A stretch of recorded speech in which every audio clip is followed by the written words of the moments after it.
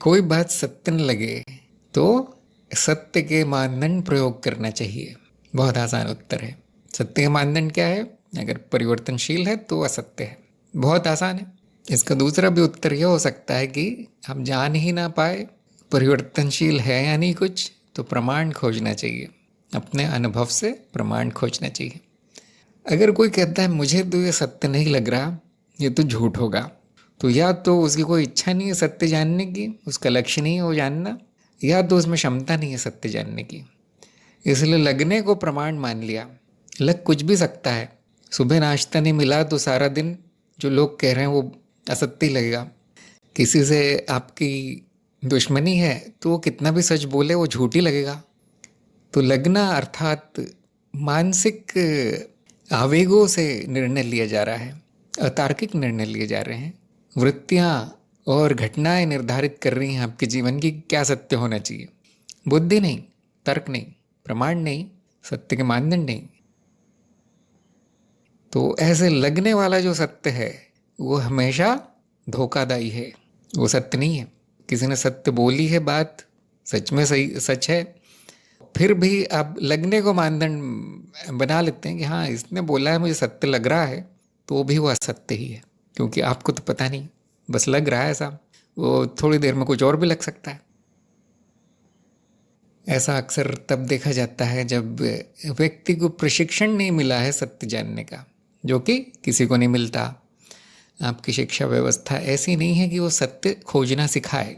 शिक्षा व्यवस्था ऐसी है कि जो लिखा है किताबों में, स्कूल में सिखाया गया वही सत्य है, अब रट लो इसको। ये है शिक्षा व्यवस्था। किसी को भी प्रशिक्षण नहीं मिला सत्य कैसे जानना है, केवल ज्ञान मार्ग में सिखाया जाता है और कहीं नहीं। केवल आध्यात्मिक लोग जानते हैं सत्य क्या होता है, और वो भी ज्ञान मार्ग में ही प्रशिक्षण दिया जाता है। बाकी किस्मत की बात है, जान जाए तो जान जाए अपने अनुभव से, या किसी कोई बहुत अच्छा गुरु मिल जाए तो। ज्ञान मार्ग में आपको अपना सत्य ढूंढना, खोजना सिखाया जाता है। तो जो इस प्रकार के मानदंड होते हैं, लगना वगना, सपने में आ जाना सत्य, वो किस प्रकार के होते हैं लोग। एक उदाहरण है कि कोई व्यक्ति कुछ बता रहा है सत्य पर प्रवचन, 2-3 वाक्य बोल दिए जो कि सामने वाला जो सुनने वाला है वो कहता है मुझे ये 2-3 बातें पता है और ये सत्य है, सत्य लग रही है। अब कुछ ऐसा बोल देता है बोलने वाला, प्रवचन देने वाला, जो उस व्यक्ति ने कभी नहीं सुना, ना उसके पास कोई तरीका है उसको जानने का वो सच है कि झूठ, और उसको पसंद नहीं आता, उसकी पुरानी मान्यताओं से मेल नहीं खाता, ये पुरानी मान्यताओं को ध्वस्त करता है। तो उसके मन में तुरंत एक बुरी भावना आ जाती है, नफरत की भावना, कि ये व्यक्ति झूठ बोल रहा है। क्यों? अब लग नहीं रहा, अब अच्छा नहीं लग रहा है। तो उसने जो पहले जितना भी सत्य बोला था वो भी कचरे के डिब्बे में डाल दिया जाता है। मुझे तो पसंद नहीं आया, इसने जो भी बोला है, शुरू में लगा था कि सत्य बोल रहा होगा, अब लग रहा है कि पूरा झूठ ही बोलता है। ऐसे देखा जाता है। किसी भी प्रशिक्षणहीन आदमी से आप बात करो तो उसकी बातों में इसी प्रकार के तीर तुक्का मिलता है, कोई सटीकता नहीं मिलती बातों में। ये क्यों सच है, या इसने बोला है इसलिए सच है, ऐसे बोलते हैं। यहाँ तक कि कुछ लोग मिलते हैं कि ये बात क्यों सच है, मैंने अपनी आंखों से देखा है इसलिए सच है। अब इन लोगों से आप कुछ इनको सिखा भी नहीं सकते, कुछ इनसे आप तर्क भी नहीं कर सकते, क्योंकि आंखों से देखा है तो कौन बोलेगा कि भाई सच नहीं है।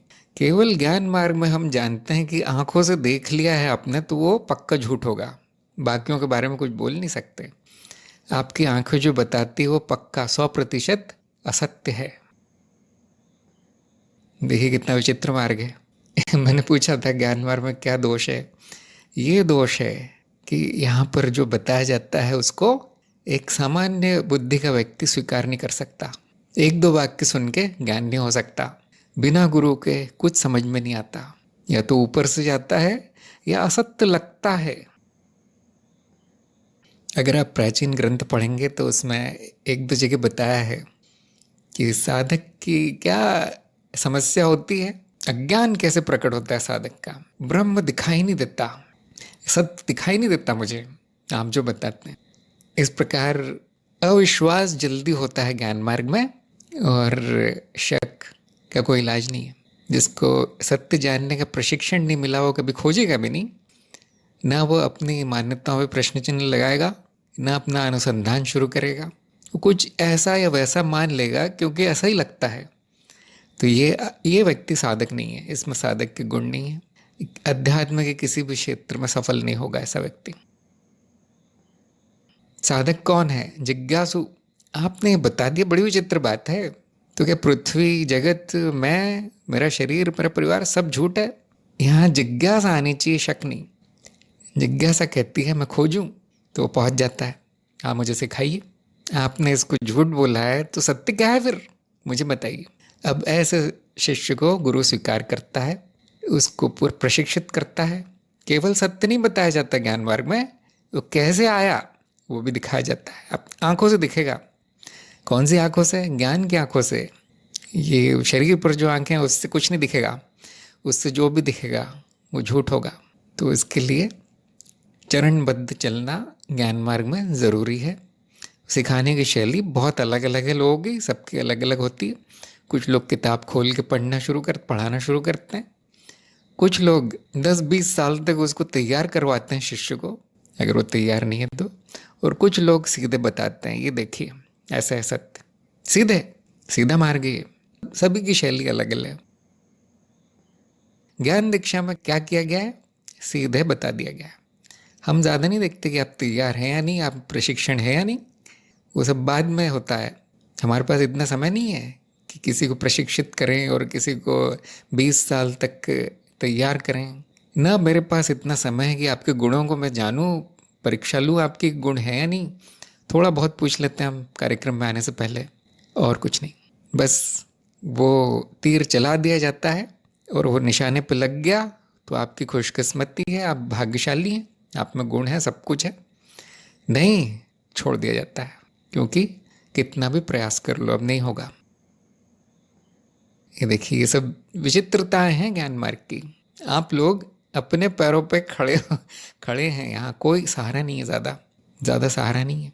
जो तैयार है क्षण भर में सीधे आकाश में उड़ जाएगा, जो नहीं है उसके लिए कुछ खास नहीं किया जा सकता। तो सत्य न लगे तो क्या करना चाहिए? यहाँ नहीं आना चाहिए कम से कम ज्ञान मार्ग में।